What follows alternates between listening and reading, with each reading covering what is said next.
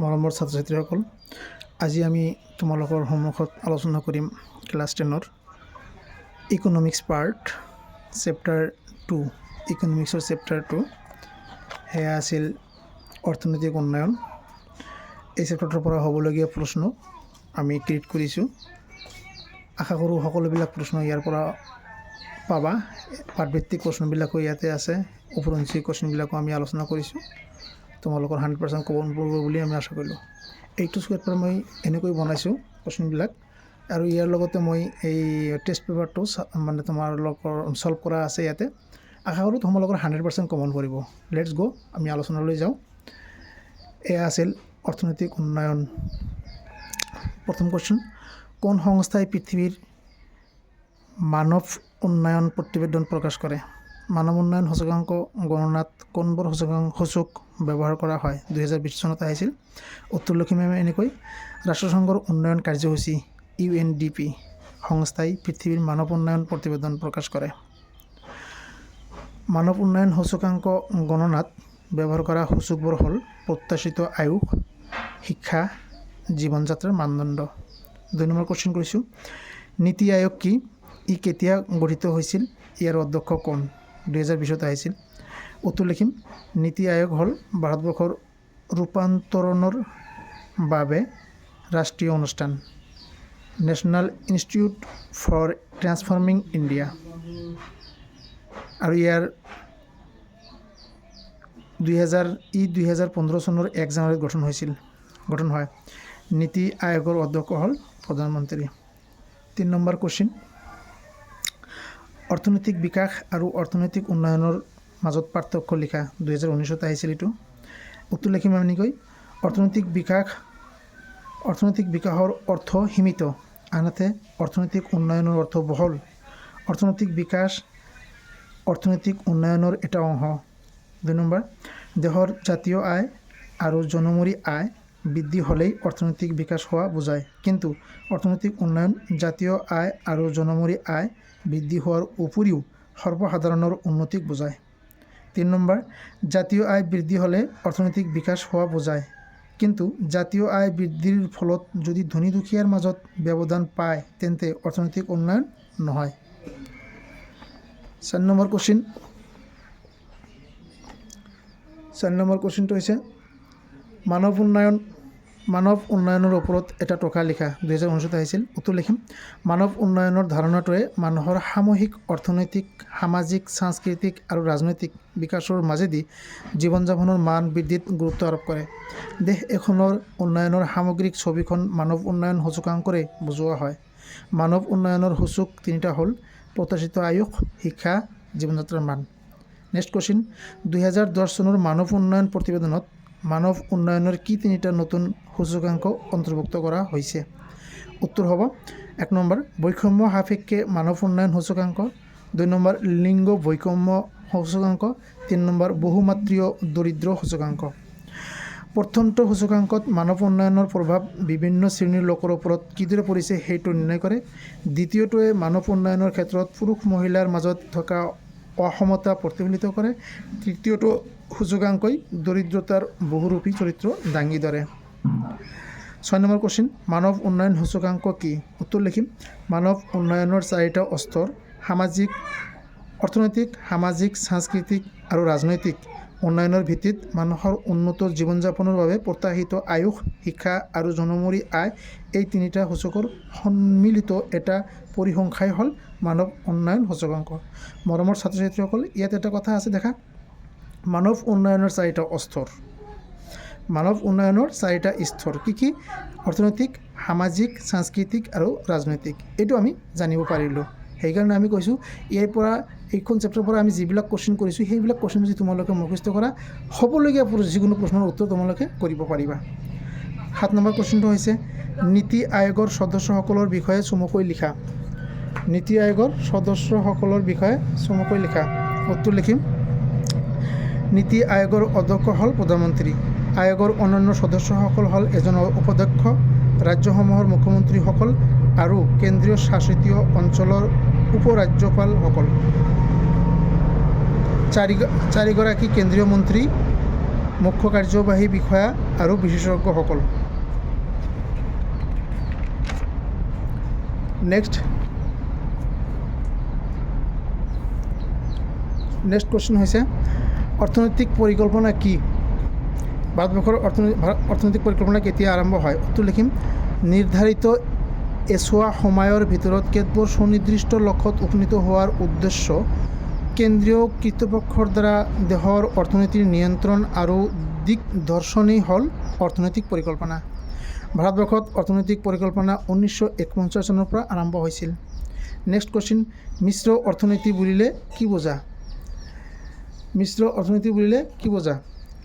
উত্তৰ লিখিম যি আৰ্থিক ব্যৱস্থাত ৰাজহুৱা খণ্ড বা চৰকাৰী খণ্ড আৰু ব্যক্তিগত খণ্ডৰ সহাৱস্থান হয় সেই আৰ্থিক ব্যৱস্থাই হ'ল মিশ্ৰিত আৰ্থিক ব্যৱস্থা বা মিশ্ৰ অৰ্থনীতি বলে। এনেকৈ লিখিলে তথাপি হৈ যাব।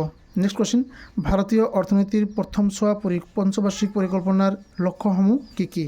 এইটো ডাইৰেক্ট এনেকৈ লিখিব পাৰি ভাৰতৰ অৰ্থনৈতিক পৰিকল্পনাৰ প্ৰথমছোৱাটো নিদি এইখিনি কথা নিদি ভাৰতীয় অৰ্থনীতিৰ পঞ্চবাৰ্ষিক পৰিকল্পনাৰ মূল লক্ষ্যসমূহ কি কি? উত্তৰ লিখিম নাম্বাৰ 1 অৰ্থনৈতিক উন্নয়নৰ হাৰ ক্ষীপ্ৰ কৰি তোলা, 2 নম্বৰ আধুনিক প্ৰযুক্তিবিদ্যা প্ৰয়োগৰ ওপৰত গুৰুত্ব প্ৰদান কৰা, 3 নম্বৰ আত্মনিৰ্ভৰশীলতা অৰ্জন কৰা, 4 নম্বৰ সামাজিক ন্যায় প্ৰতিষ্ঠা কৰা। নেক্সট কুৱেশ্যন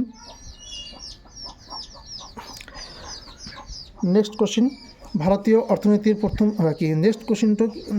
ভাৰতীয় অৰ্থনীতিৰ প্ৰথমছোৱা পঞ্চবাৰ্ষিক পৰিকল্পনাৰ দোষসমূহ আলোচনা কৰা। উত্তৰ লিখিম চৰকাৰী আয় বৃদ্ধি হাৰতকৈ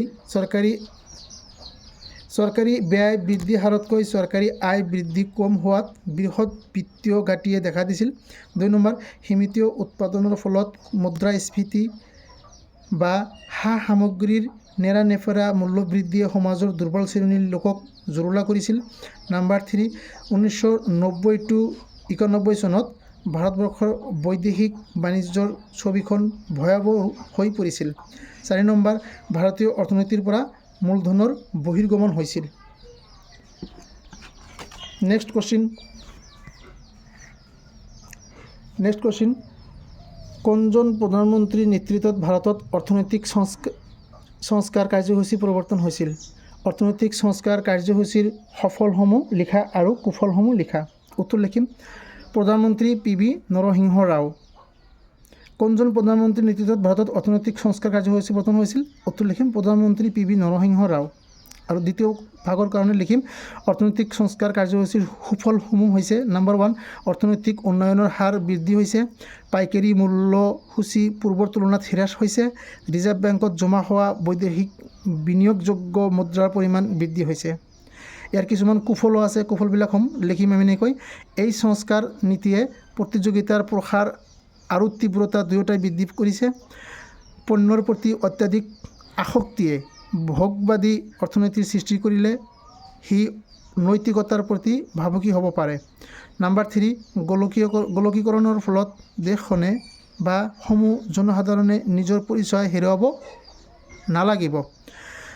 3 নম্বৰ কুৱেশ্যন অসমৰ দ্বাদশ পৰিকল্পনাৰ 2010-2017 মূল লক্ষ্যসমূহ লিখা। উত্তৰ লিখিম দেশৰ উন্নত ৰাজ্যসমূহৰ পৰ্যায়লৈ আহিবলৈ অহা 2-3টা দশকৰ ভিতৰত অসমৰ উন্নয়নৰ হাৰ 10% বৃদ্ধি কৰা। 2 নম্বৰ দৰিদ্ৰতা আৰু অৰ্থনৈতিক বৈষম্য হ্ৰাস কৰাৰ বাবে বিভিন্ন আঁচনি গ্ৰহণ কৰা। 3 নম্বৰ বানপানী আৰু গৰাখহনীয়া সমস্যাটোৰ সমাধান কৰা। 4 নম্বৰ কৃষিখণ্ডৰ বাৰ্ষিক উন্নয়নৰ হাৰ 6ৰ পৰা 8% বৃদ্ধি কৰা। 5 নম্বৰ শক্তি উৎপাদনত আত্মনিৰ্ভৰশীলতা অৰ্জন কৰা আৰু শক্তি পৰিবহণ আৰু বিতৰণৰ ক্ষেত্ৰত প্ৰযুক্তিবিদ্যা প্ৰয়োগ কৰা। 6 নম্বৰ জৈৱ বৈচিত্ৰ্য ৰক্ষা কৰি জলবায়ুৰ পৰিৱৰ্তন ৰক্ষা কৰা। নেক্সট কুৱেশ্যন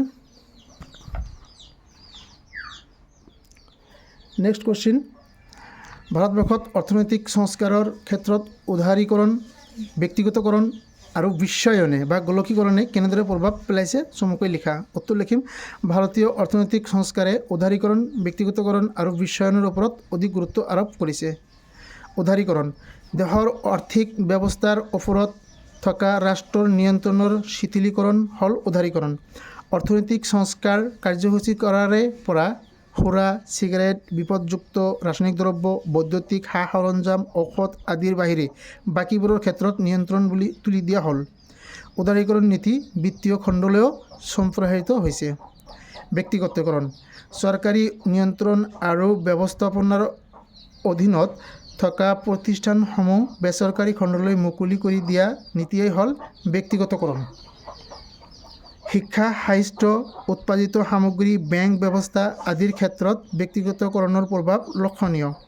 1991 চনৰ উদ্যোগ নীতিয়ে ৰাজহুৱা খণ্ডৰ 9টা উদ্যোগ ব্যক্তিগত খণ্ডলৈ মুকলি কৰি দিয়ে।